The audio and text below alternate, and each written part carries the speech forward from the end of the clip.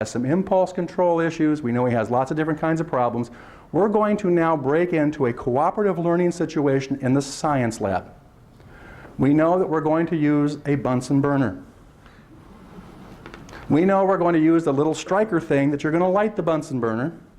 And you have to somehow adjust the level of gas that's going to flow through there so that the flame does not reach the ceiling tiles in the science lab. Okay?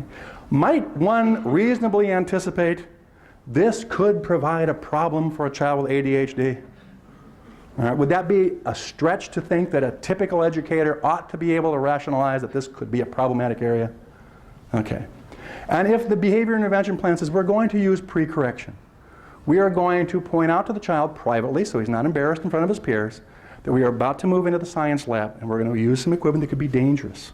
And I know it's really fun and exciting to play with this, but you know what, Brenda? You really can't, okay? We're not going to have you light it, okay? You're going to work with the stuff, but Kevin's going to light it. He's going to be the one that uses the striker, okay? And we're going to tell her ahead of time what we might anticipate and what her expected behavior is long before it's a problem. We're going to tell her what we want her to do, okay? Now, you're the science teacher, and you say, I have time for this shit. She's 15. She ought to know you don't set the thing up and burn the ceiling. It is not my job to tell a 15-year-old that they shouldn't be playing with fire. I'm not going to do it. Okay? Now, ideally, just as one might anticipate that a teacher should anticipate a child with ADHD might have problems, a school district might anticipate that a general education teacher might have problems implementing individualized behavior intervention plans. And therefore, we should use some pre-correction and talk to the teachers and say, you know, Kevin's got an individualized behavior intervention plan. He's got ADHD, he's got lots of impulsive kinds of behaviors. This is put in place. We're utilizing pre-correction because it's been found to be very effective with Kevin at getting his behavior under control. Okay? And you have to do it. This is not, I might do it, I should do it, I could do it. You will do it. Okay? Now, if you've done that, you have covered the school district. Now if my secondary ed teacher says, not in my class, he or she stands alone. Their failure to implement the behavior intervention plan is not a due process issue now. It is a civil violation of that child's civil rights. And the parents can take that teacher individually to court, and they are doing so. And they are winning. And so that teacher, and the school district is not sending a lawyer along because they've covered their butt. They told you, you need to implement it. You chose not to. Okay? And we've had cases where they've had $60,000 to $70,000 in fines for the violations of a child's civil rights. Okay? That's out of your pocket, unless you happen to carry your own malpractice insurance. Okay?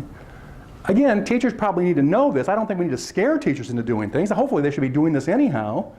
But one of the things I think it means for us, as from a school standpoint, is that much better to have these kind of school-wide implementation things in place so that we have very few kids with these individualized plans. Because I don't want 65 kids across my 150 that I teach in a day having an individualized plan I've got to pay attention to. That's pretty demanding.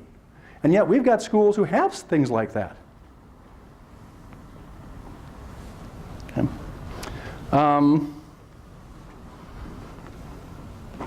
One of the big problems that we're having right now, this is getting better.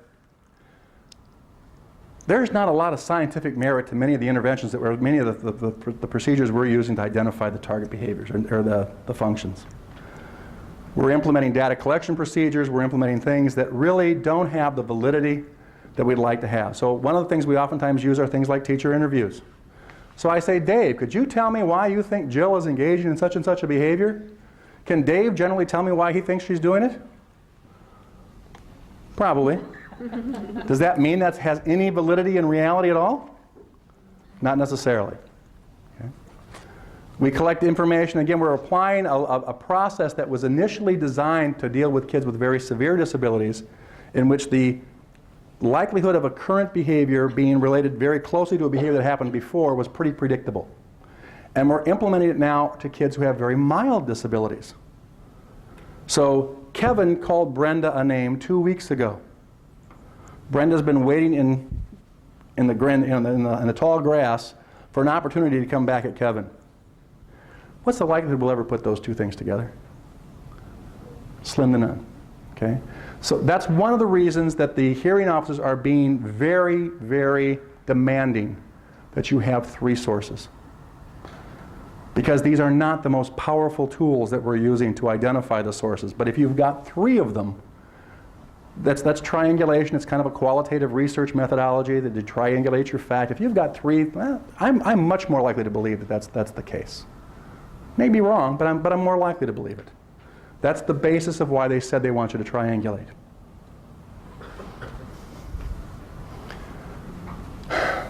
I mentioned this already before. We haven't done well in litigation. We don't conduct them. When we do, they're not adequate. We oftentimes don't have the BIPs. They're not. The bottom one is they're poorly implemented. Number 1 reasons BIPs don't work: never implemented. Okay, and we've talked about some of this stuff already. All right.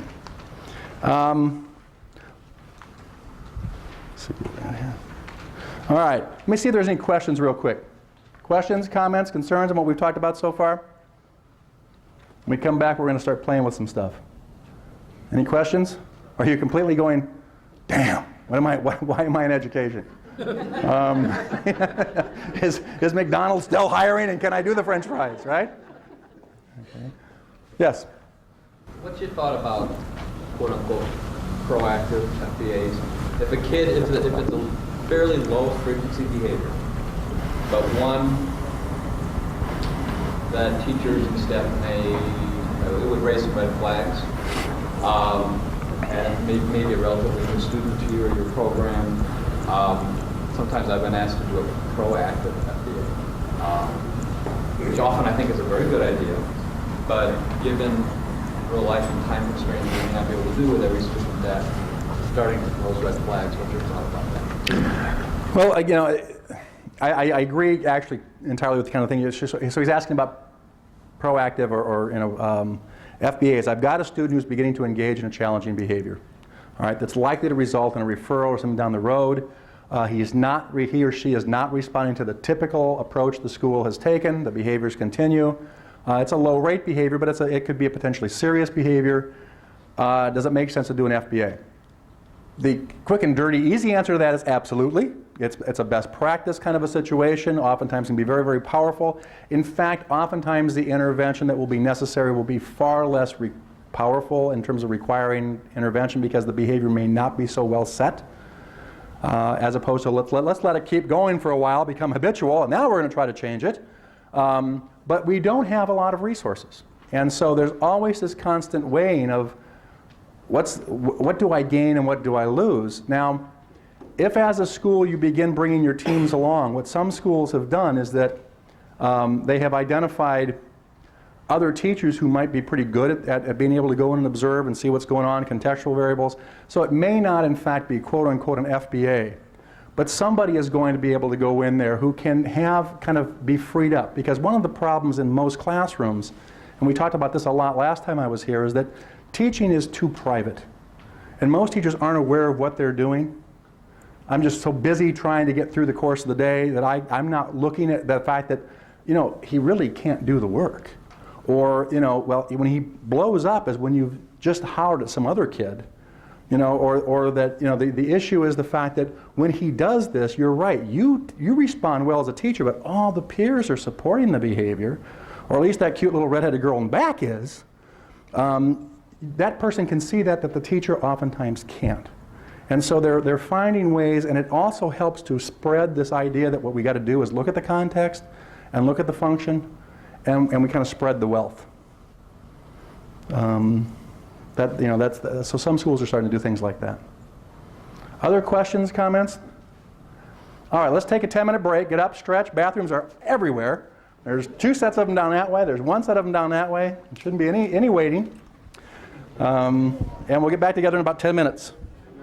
And I got to remember to turn everything off so that I don't broadcast my use of the bathroom. Hey, any more questions come up? Yes? I have a question that's not really related to behavior intervention plans, but it goes back to a statement you made about Yeah. She's holding you. That's right. schools have been given the right to determine methodologies with the students. Right. And then you were talking about how the schools always do what the parents want, and that can come back to bite you sometimes. Yes. We have cases, I teach in a district where we have itinerant students, parent impaired, meaning that we service them in their mainstream schools. We have parents come in and say, I use the auditory verbal methodology with my child for communication, or I use oral and I don't want you to sign with my child. And if we don't agree that that's the best practice for a student, do you know if that's still the same case, that schools have the right to determine methodology for what's best in an educational setting, or? The bottom line of that is absolutely. Schools have the right to say what methodology. Now, you might be asked to say, can you show me where that's been shown to be better, or that you can defend what's going on? And this is one of those, unfortunately, hotbed issues in terms of what's going on. So you've oftentimes got to weigh out, what is the student's likelihood to gain? Can they get an adequate, appropriate education? And is it doable? Is this not a huge issue that would become so challenging for the teacher that it's not a reasonable accommodation to make? Because there's no point in fighting a fight you don't need to fight, quite frankly. If on the other hand, let's say I've got a child and I'm sitting there going, okay, here's what the parents are saying, but this really isn't getting the job done. In my professional opinion and the data that I've collected, we can't really make a sound argument that this is an appropriate educational approach. Now you're in a whole different ballpark. You're expected to do what's educationally appropriate. And sometimes that's not going to make parents very happy. Now, what you need is a very good salesperson in most cases. And oftentimes this is where school districts may need to bring somebody in from the outside, because the outside person can break family rules that you can't break, and can oftentimes have credibility. And I mean, so you might need to bring somebody, like they bring advocates to help them sell us on ideas. We may have to bring people in that can help sell parents. Especially if oftentimes schools, by the time they've gone down the road a ways, there's a trust-distrust kind of issue going on, a lot of other things that you may need to just get past. Thank you. Your letter of dissent? It's not mine. Your idea, it's great, because we have one that the whole team was just, I don't even know how to say. We were just astounded. So I started writing it after you said that. How do I need bullet points? Do I need how long? Or just, I disagree because blah, blah, blah, period. It's going to become a part of the permanent record. So obviously I want this to be a cogent, meaningful document, okay? So ideally, if I were writing one that was going in, I would identify, here's the issue, here's what was decided in the meeting. I disagree to this, and this based on the following. Now, I would ideally like to show that you can show some empirical support for why you're disagreeing, outside of just that this just didn't strike me very well in terms of what's going on. And that becomes part of it. Now, again, it's not going to change anything. And I think people have to realize that just because you write it doesn't mean everybody's going to go, oh my God, okay, well, let's do it that way. But for this case, I think that somebody can get hurt down the line. And I'm concerned about that, and that concern was not heard at the meeting. Yeah. It can be a very, very powerful tool. And again, you shouldn't be doing things because of due process here. You should be doing things because of what's right for a child. But frankly, when you go to a hearing, letters of dissent are very powerful. In terms of, let's say we get down the road and the team has decided they're going to do something, but there's been enough dissent letters to suggest that this has not been the whole team supporting this. The school actually has more power in saying, okay, while we agreed to this, we really did have some reservations that was the right thing to do. Okay, if there's none of that, it's kind of like, hey, you went right along down the path. Why are you, where does it show me that you didn't agree here? And just by virtue of having the notes that somebody disagreed, isn't as powerful as a letter of dissent? Because you didn't care enough about it to write a letter of dissent, did you?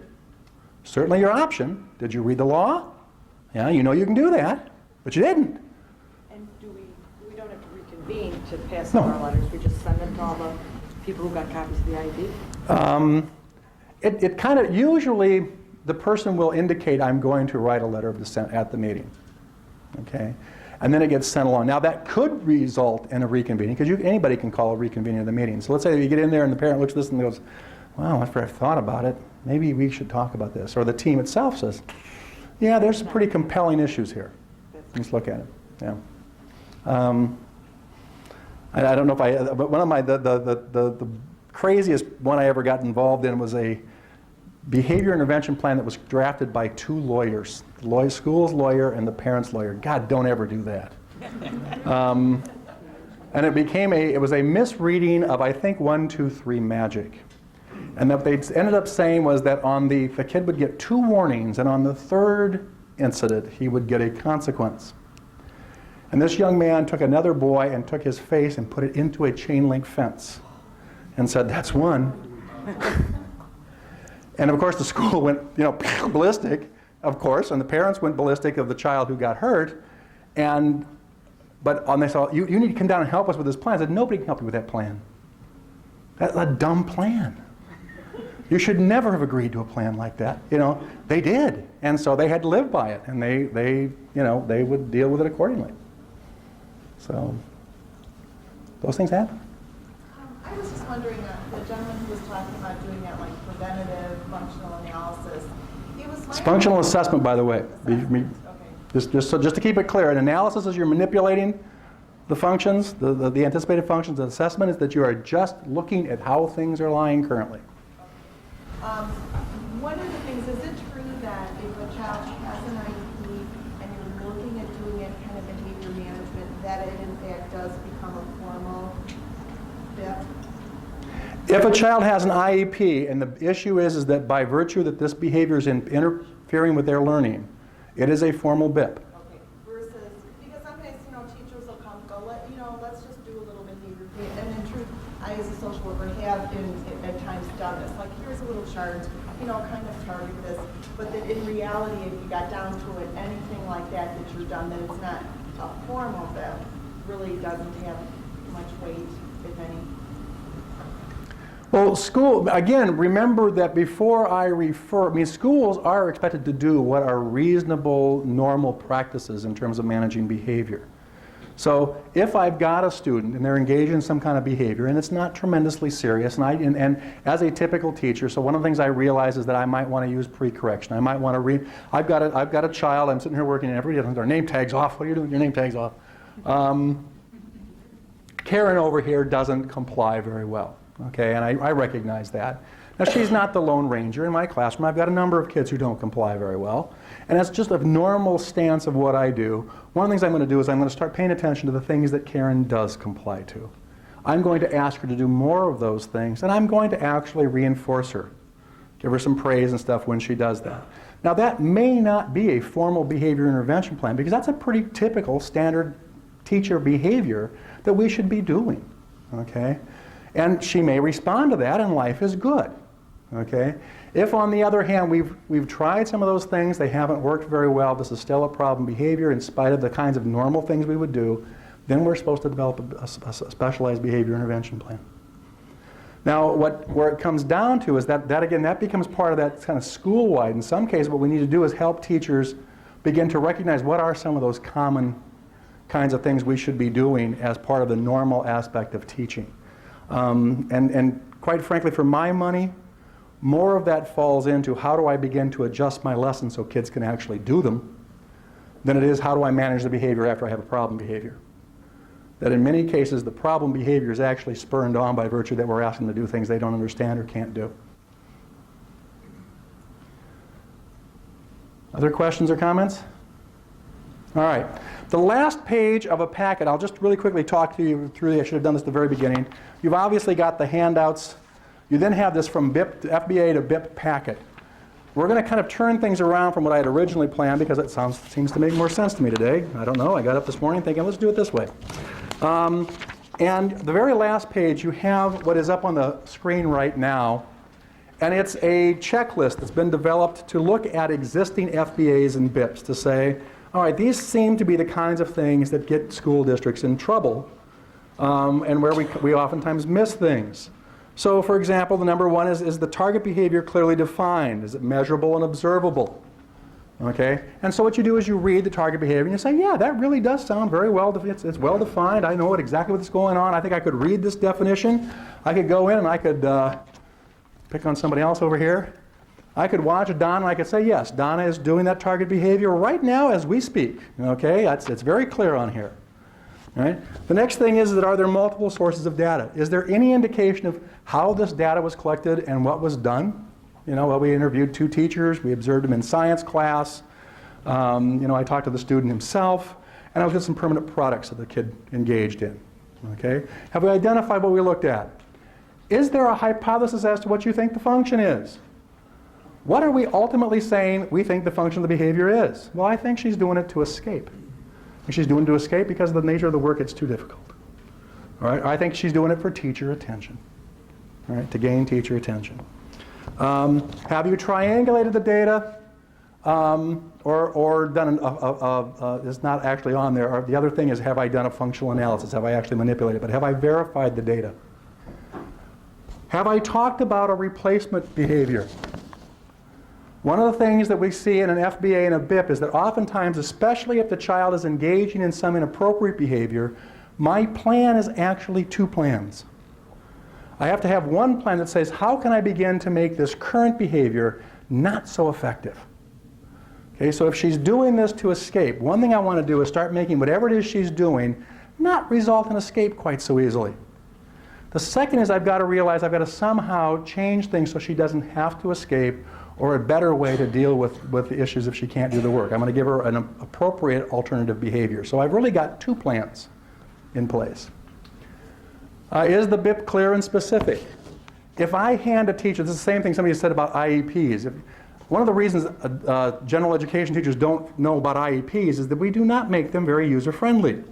Here's a 27-page document, you know, with garbage all over it. Of all the things we standardize, why we don't standardize IEPs in this country is one of those things that always amazes me. And from the standpoint, you can't even find half the stuff, you know, unless you're, you know, just really familiar with the plan. I'm not going to read 27 pages. Right? In some school districts, they've done this kind of thing, IEP at a glance, right? So on one page, I've got, here's the kid. Is he on medication? Does he have a BIP? If so, it's attached. Does he have accommodations? What are they? What are his goals? What are the benchmarks? How am I going to be measured? And it's on one page, front and back. And if I can't get it there, there's a problem. Now I can give this to a teacher and say, here, this is really what you've got to be responsible for. You should know this. Okay? Yeah, all right. But is the BIP clear and specific? Is the BIP consistent with the FBA? All right, that means if Kevin is doing something here to gain adult attention, does the alternate behavior you are teaching him result in the acquisition of adult attention? If what I do is say, well, he kind of likes candy. If he does such and such, we'll give him candy. Okay? Now he might go, I do like candy. I'll even do this for a while. But that's not what I'm looking for. That's not what I'm after. It might work for a short period of time, but it's probably not going to be the long haul answer you want, and you're going to be dead in the water if that's what you've got as your BIP. Okay? Does the BIP address the context of the behavior? Am I just looking at changing the kid? In most cases, the context plays a role. All right. Have I identified those variables? Have I talked about how that's going to be changed? So one of the things is that Jill over here engages in behaviors to escape, but part of the problem is that as I look at what's going on, in most cases she's being asked to do work she couldn't possibly do. She does not have the skill set to be able to attack this work. Okay?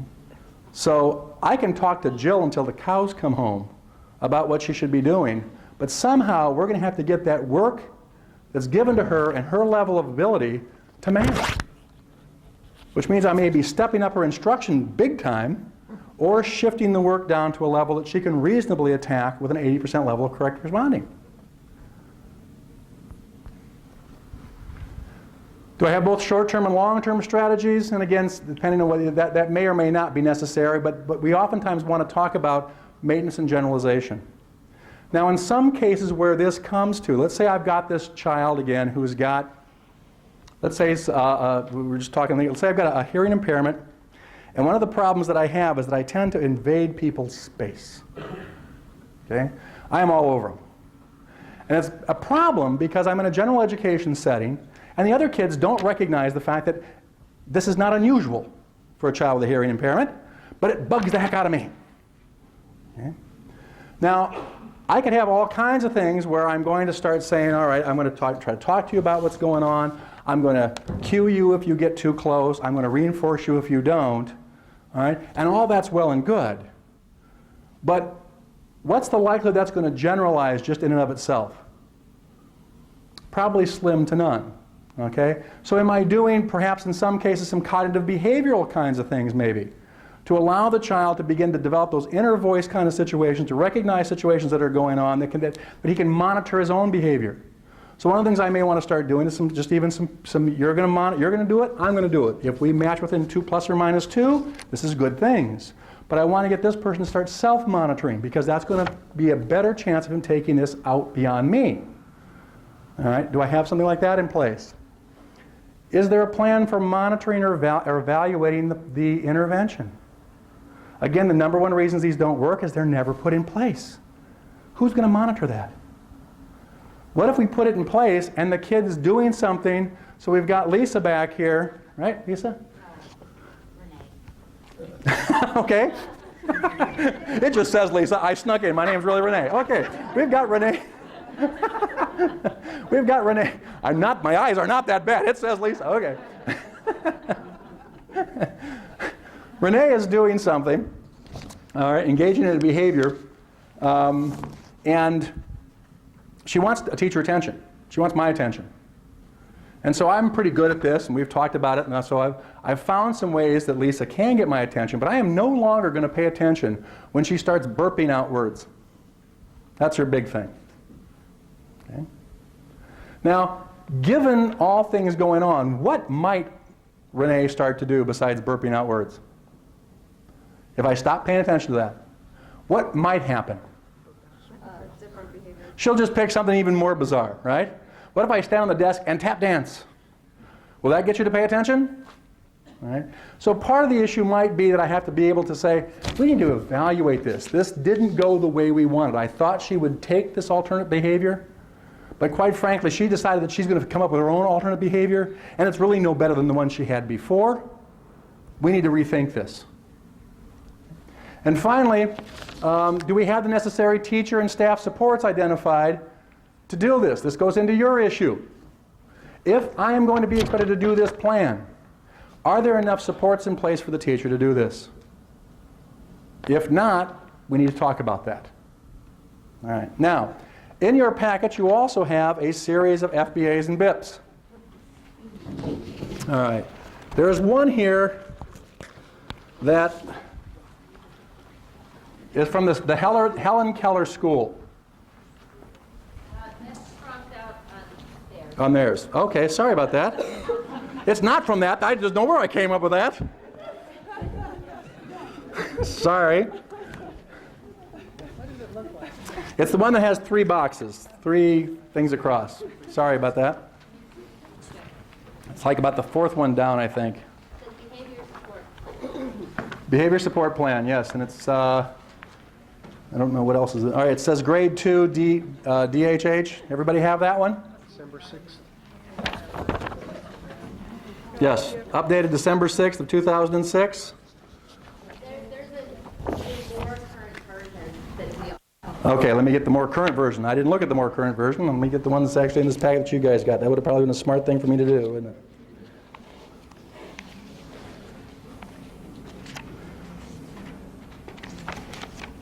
Or did I?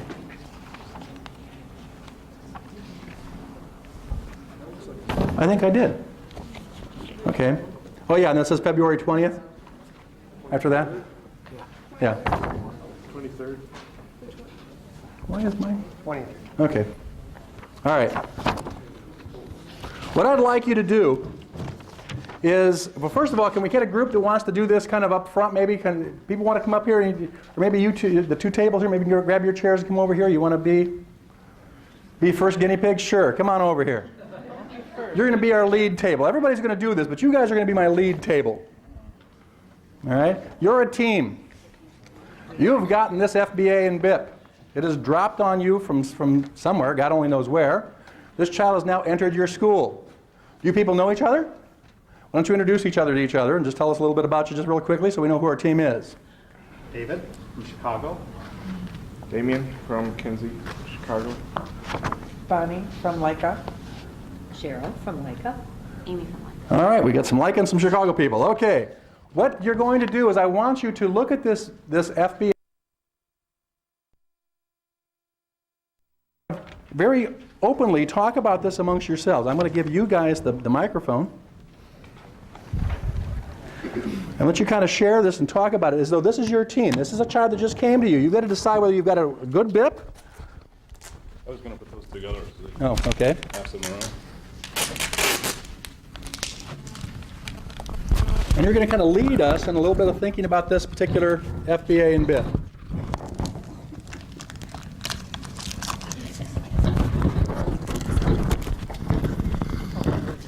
And the rest of you can look through it yourselves, read it, see what you think of some of the things. Once they're done, I'm going to ask you for your input. So just pass us to what we're talking about. Okay. You guys point that to what we're talking.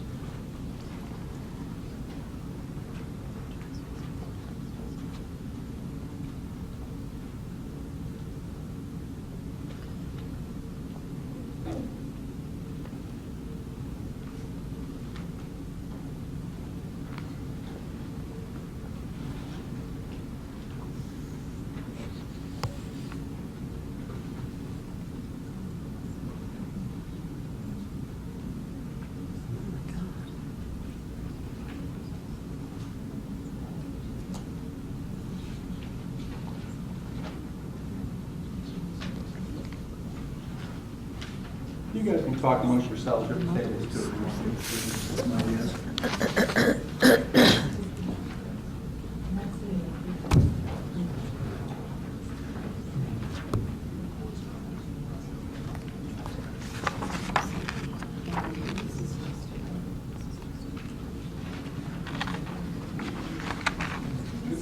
Well, it sounds like the target behavior is defined, There's no function. but there's no, There's the function.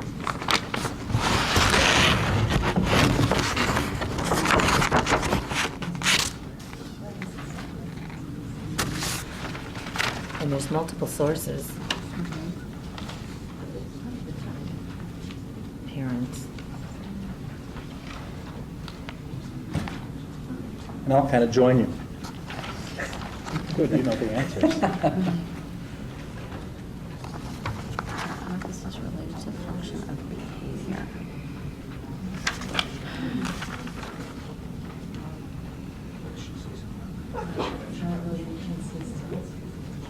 I don't even see a function of I behavior. don't see it either. Do you? You think? Yeah? Okay. A lot here.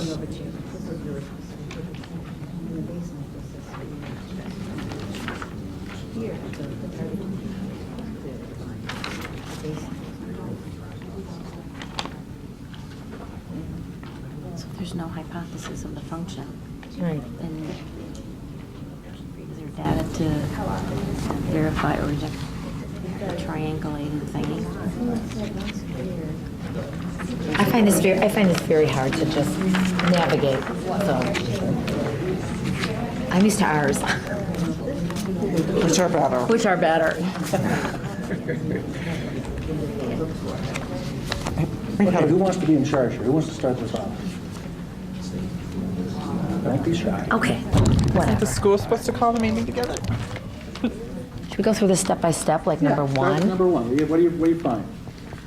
I think we all mentioned that the target behaviors are clearly defined, that they're observable, but we didn't necessarily, I don't think they're necessarily measurable here. Anyone else? There's no data here. I don't know if that's simply in here. Anybody want to add to that? What are the target behaviors? Frequency or... Pushing, kicking, hitting, punching, biting, taking things. There's a million of them. Throwing things. Self-abuse. They're not talking about how they're going to measure that. How often it's happening, where it's happening. All right. Just that there's one incident. And then even the baseline data says had one severe aggressive incident. Well, what was it? I mean, they talk about a lot of physical aggression, but the baseline didn't say what it was. Very vague. So you think this is a good target behavior? No. No, there'd be a number of challenges here, right? One of the issues is that you've got a number of behaviors. Now, while many of those could be identified as physical aggression, is there any reason to believe all of those would necessarily serve the same function? No. Self-injurious behavior versus pushing somebody else versus, right? One of the things when you're defining your behavior, it's not just can I identify a label that fits it, but is it reasonable to think that all the behaviors or subcategories of things you're throwing under there truly serve the same function? Because if they don't, what's going to happen as you start to collect data? It's going to look real fuzzy because you see, well, gee, sometimes it's attention, and sometimes it's escape, and sometimes it's this. Why? Because you've looked at it's really more than one behavior. So the other thing that gets me is that they're talking a little bit about noncompliance, too, as a starting behavior. They talk a little bit about not paying attention to the staff member. Where do those fall into this target behavior? Are those part of the target behavior? Are they? What is this? You know, what's going on here? So it's a little bit cloudy, perhaps. This is a problem that I see a lot going to a variety of schools. And if the team doesn't have a lot of experience with writing the intervention plan, I suggest that they pare it down to the one behavior that they can identify that they know is the most disruptive, is the example I use. Because, like as you're trying to point out, try to stress to them, we can't be sure that these all have the same function unless you've done a really extensive, look at these, charting of these behaviors, have different people do this, different settings, and instead of just taking, well, these are the things I don't like, putting them all together into one category. Right. And in a hearing, what they basically look for is if you've identified multiple behaviors, for every behavior you've identified, you have actually committed yourself to a separate functional assessment up until the point you can identify the function. Now, of those 9 behaviors, if 5 of them all serve the same function, now they can become a class of behaviors, and my intervention can deal with all 5 of those behaviors as if they are one. But up until then, I'm supposed to be able to follow that through independently. So don't do that. You know, I strongly agree. Pick 1, 2 behaviors that you see are the most challenging for this kid. Or that you choose to target. In some case, let's say I'm working with Laura here, and Laura is not a particularly skilled teacher or doesn't believe in this process very much. In many cases, I'm not going to pick the toughest behavior. I'm actually going to pick the easiest behavior to have an impact on. Because the first thing I want to do is increase her willingness to follow me down the road when we take on the one that's more challenging. So depending upon the skill level of the teacher, I might actually alter the behavior to be one that's a pretty quick and easy one to intervene on. Okay. Can I ask a quick question with the target behavior? Let's say you're looking at what used to be, one of the things I was reading to, they're throwing a tantrum. You know what I mean? So a tantrum can be 15 million things to 15 million people. What you're looking at when you're talking about active physical aggression, and we're looking at each episode that we're talking about as kicking, biting, punching, scratching. Even though that's what's described, what you're saying is don't describe it with using all those descriptions, even though each episode is characterized by those behaviors, and they're present in each one of these behaviors that we're talking about. You wouldn't want to. If you've got a reasonable belief that these do in fact serve the same function. So when I watch this child, he's screaming, he's scratching, he's biting, he's kicking, all these things happen when he has one of these, all right? You're probably okay in a situation like that. You give it a class like functional, it's a physical, or motor behavior that, that includes such things as, and you list those kinds of things. Now, the problem where this one gets into is I've got him hitting others, I've got him hitting staff, kids, himself. He's crossing an awful lot of people here. I'm not as convinced now these are all serving the same function. Now, if I knew the kid, I'd go, oh yeah, they really do. All right, he's absolutely indiscriminate. He'll bite you, he'll bite himself, he'll bite anybody. All right, if I feel comfortable that I can say these are all the same function, all right, go for it. But if I have questions, don't do it because you're going to screw yourself up. Better to err on break them down too much, carry them down and then lump them together once you've got the function, than to start off by lumping them and find, well, now I can't even find a function. Because I'm really mixing apples and oranges. All right? So try to keep your apples and oranges separate if there's any doubt in your head. All right? How about number 2, guys? What do you think? Was the teacher and the parents. All right. Do you identify multiple sources? 2. Well, they've got staff interview, they've got anecdotal records, behavior incident reports, and parent interview. So really, all those reports are probably prepared by the staff, so that's sort of the same source. Okay. So you might say, well, do we really have enough, they've got some sources here. The fact that I'm talking to you and I'm also seeing this historical thing, that probably would still qualify as 2 sources, because did they necessarily have to agree?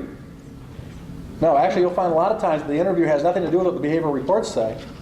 So you could probably argue that those are separate. Obviously, I'm not as comfortable with those as if I had some other kinds of things going on, but they've identified some sources.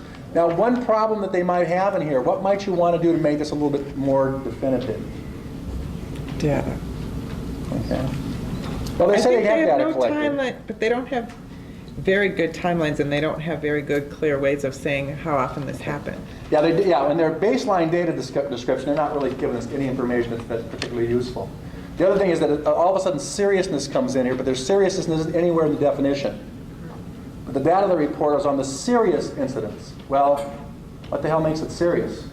If he hits a kid, it's not serious. If he hits a staff, now it's serious. If somebody bleeds, what makes it serious? We don't know what's serious because they're reporting on something different. The other thing is that they don't tell us what records. They don't tell us what staff. Might that be important to know? Yeah. Yeah. Yeah, I think the staff is really important, especially we work in a departmentalized program. So when I call everybody together, what happens in 2 classes never ever happens in another class. That's Right. really good information, because then I know where to target my class. Absolutely. Yeah, because I want to see not only what happens where the kid has the problem, I want to see what happens when he doesn't have the problem. All right, so I'd like to know what staff. The other thing I don't want to generally do is bring the staff together and go, all right, we're talking about Randy here. What do you think? Because you start getting the group think here. All right? If I'm going to interview staff, I really do need to interview staff separately, not all together. You lose credibility. And for one thing, if I interview you separately, you are 3 different sources. If I interview you together, you're 1 source. I have a question. That contradicts to what we've been told before, because before we had this whole role-playing thing where all the teachers were around the table and went around and talked around this one kid. And I understand what you're saying, and that makes perfect sense too, but I think one of the frustrations I have is being told different things, which is the best way, and then finding out 3 months later, well, no, that's not the best way anymore. Now this is the new best way. Yeah, that's the problem when you ask different people to come. I'll tell you what may be coming up. If I am looking at what is the target behavior, there is nothing wrong with doing this as a team. What are we concerned about here? What are the behaviors that are going on? What's happening? So I'm going to get a sense. I might even use that to begin with to get a sense of why do we think this kid might be doing this. All right? But when I actually go to the data collection system, I now want to meet with each person individually. I now want to say, okay, now Terry, in your class, when are you seeing physical aggression? All right? When, if you had to predict when it was going to happen, when would you say? If you're going to say, what's the best chance that I won't see it? What would you do to make sure that this didn't happen? Now I'm going to interview her separately to get information I'm going to actually say is a data source. I had the whole team and I was just trying to figure out what are we going to work on. So I don't know if that's what people were saying, but it's the data collection piece that I want to keep people separate. Does that make sense? You know, and unfortunately you're going to hit. There is no absolute, this is the way God says to do a functional assessment of behavior intervention plan. You've got people who are coming in, and quite frankly, almost every time there's not a perfect one, and your people are going to make decisions. And in some cases, I might, because of time and everything else, I might sacrifice the individuality of these sources because it's the only way I'm going to get all this information. Realize that's one source now, though. That's not 5 sources. That's one source. I talked with a team. Okay? Yeah, what else do you see about that? Anything else on this? Multiple subjects? Anything good, bad, and different? You guys found? We found what was missing. All right, let's go to the next story. What's the hypothesis related to the function of the behavior? I didn't see one. No, I don't think there is one. Okay. I couldn't find one either that was inherently stated as the behavior appears to be for this reason. Now, does that sound like that would be a really rare thing to have happen? It really isn't. It's amazing how many of these we've read in which it's kind of like, haven't a clue what they think the function of this behavior is. And in some cases, the best place I get a cue as to what it is when I read the intervention, because I hope that they address the intervention to meet what they thought was the function, but that doesn't necessarily follow. All right? So that would be a big 0 on this one in terms of that it's just not there, right? Not indicated. All right. Is there adequate data to verify or reject the hypothesis? Is the data triangulated? There's no There's no hypothesis. hypothesis. No hypothesis, so we have no idea how they came to this hypothesis. No clear idea of what's going on. Is there a replacement behavior? Again, one of the problems is that if I don't have a function, do I know what I want as the replacement behavior? The behavior's got to serve the same function. I don't know what function I'm working on, so it's going to be hard to identify one. But have they identified some things they want the student to be doing? Yeah. Right? What are they coming up with? What are you seeing in some of the appropriate behaviors, their alternative behaviors they're identifying? I see a lot of talking. Hand-on-hand thing.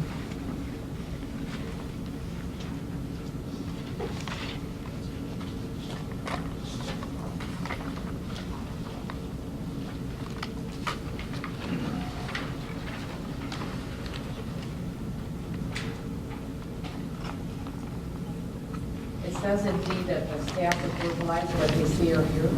Okay? So they're doing a number of things that it sounds to me like one of their concerns is that they think this child might not understand what's being asked of them or what his expected behavior is. They're going to talk to him ahead of time, prepare him for what's going to be going on, so what the nature of the task is. So if we're going to all of a sudden have Melinda do something, we're going to talk about what this task is, Melinda, and why you have to do it. And what's going on, so that you're clear about what the task is and why you implement it. If that seems to be a problem, what are they going to do?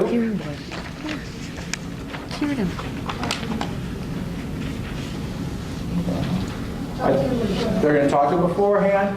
They have, and somewhere in there, they talk about the fact that there might be some alternative activities they're going to give them the choice. Well, if you don't want to do that, you've got to do this. If you got to do one of these two, which would you like to do? All right, but you got to be involved in some task. All right. Give them a break. Okay. Anything else we're seeing them say that they're going to do? There's a lot of PBIS stuff happening. Okay. What do you mean? Teaching expectations, rewarding positive feedback. Okay. So we're going to actually teach him what it is that we want, or in this case we're picking on Melinda, but we're going to teach Melinda what we expect. We're going to reinforce it if it happens. Right? Well, it also says they're going to try to use social stories, but it doesn't say who would be providing that. All right, there's social stories. Yeah, there's lots of things here, but we don't know where this stuff's coming from, but they're going to have social stories, again, that will help her understand what the expected behaviors are. It might be different, how this task is going to lay out in the course of the day in terms of things that are happening. Anything else going on?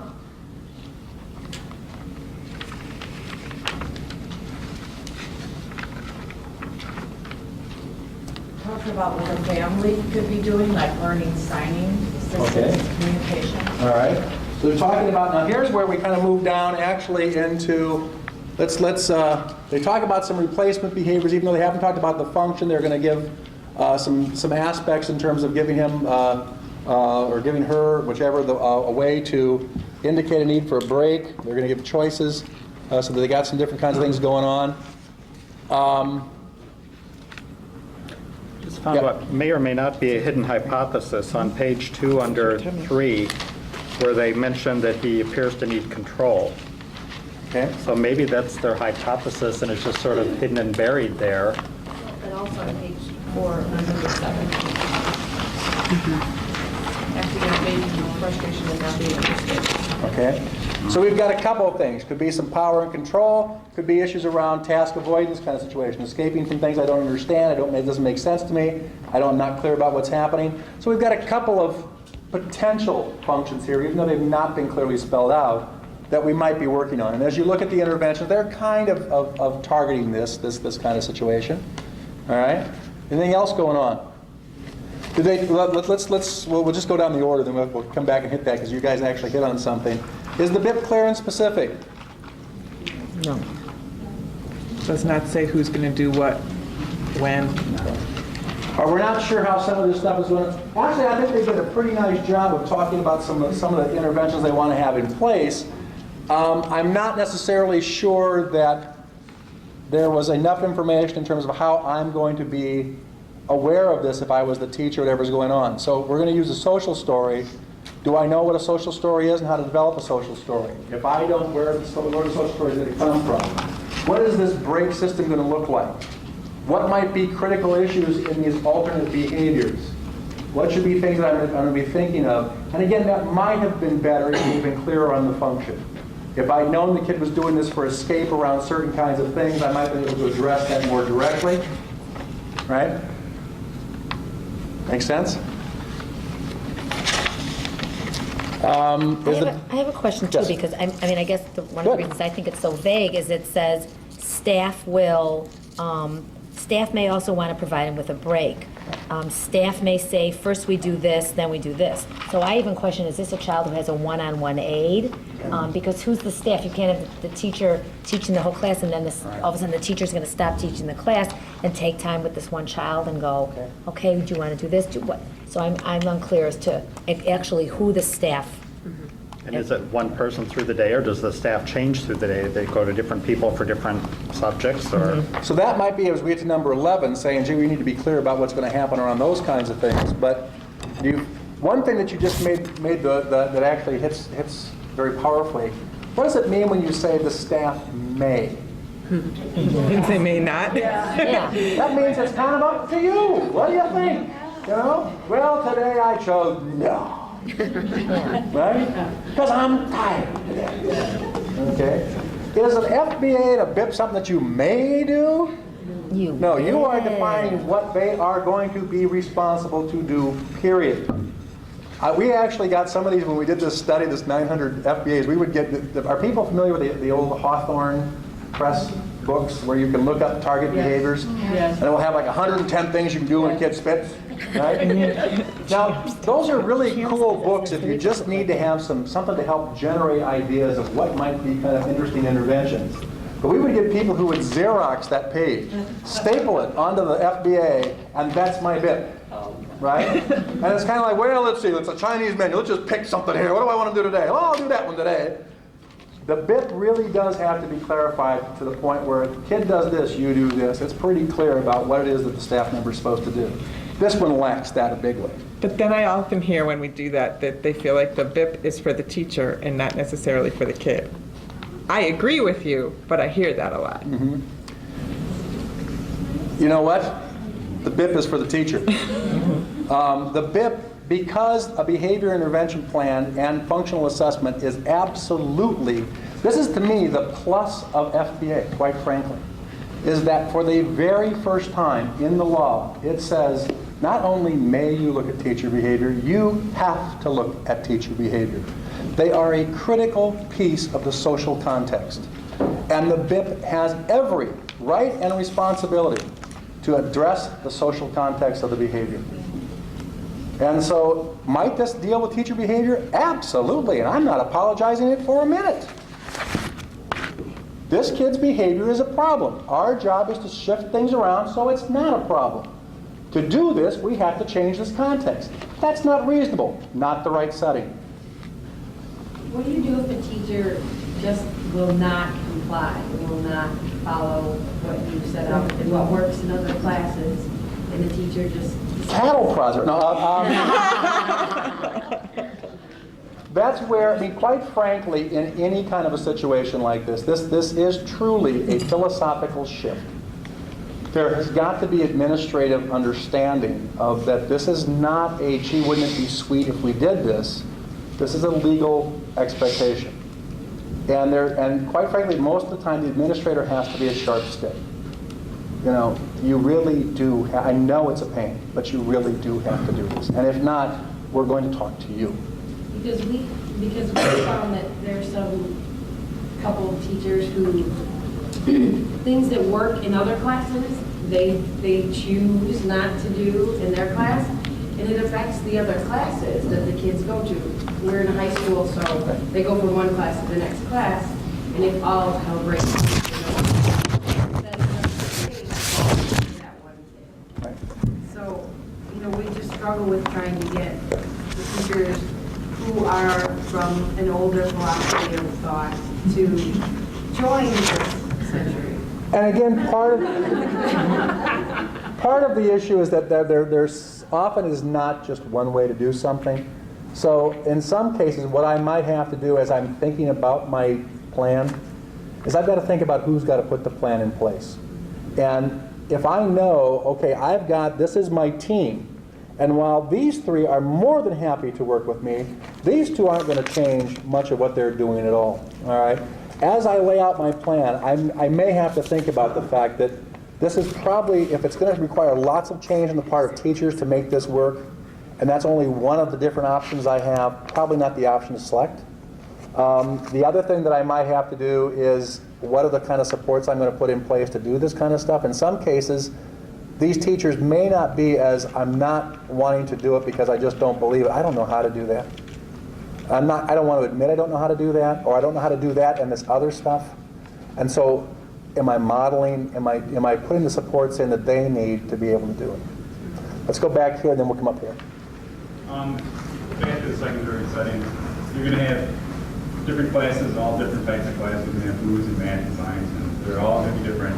So you're saying you have to spell out every intervention, because what I've been known to do, and probably Sarah this part, is on occasion, let's say, for example, I'd like to put something positive in there. I'd say Johnny will be allowed to earn up to 5% bonus points for if he complies with what we're asking him to do.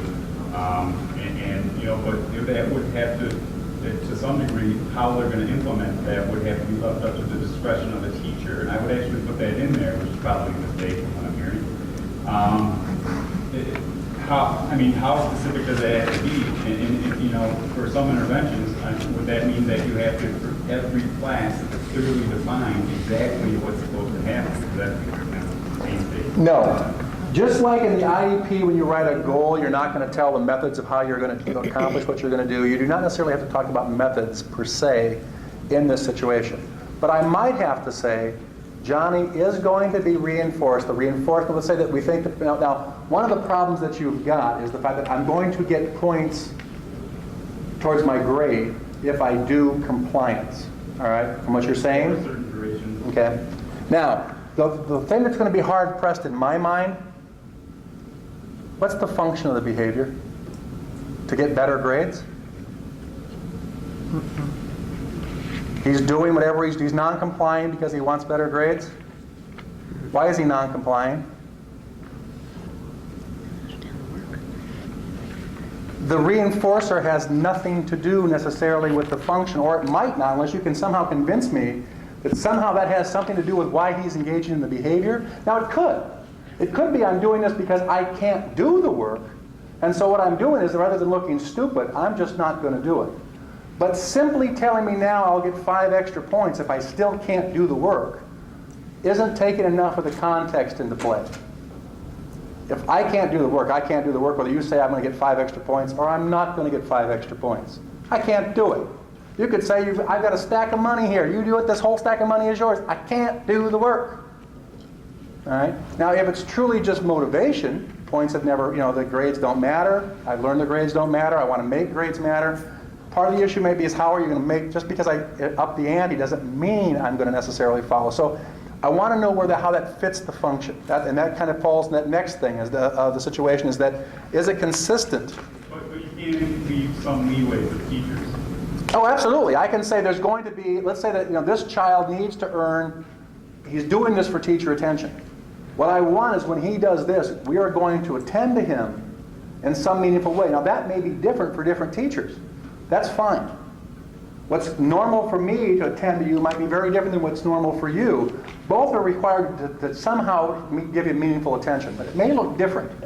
What's going to say is that you're going to give attention. Or I'm going to allow a break. I may have different ways, although probably depending on where the kid is at, I might not want to have different ways. For example, I had a situation where I had a kid who, if the work became too tough, now I didn't do this for the whole class, it was for one kid. If all of a sudden, Sandy, you can't do the work, you do not have to raise your hand and say, excuse me, I'm too stupid to do this work.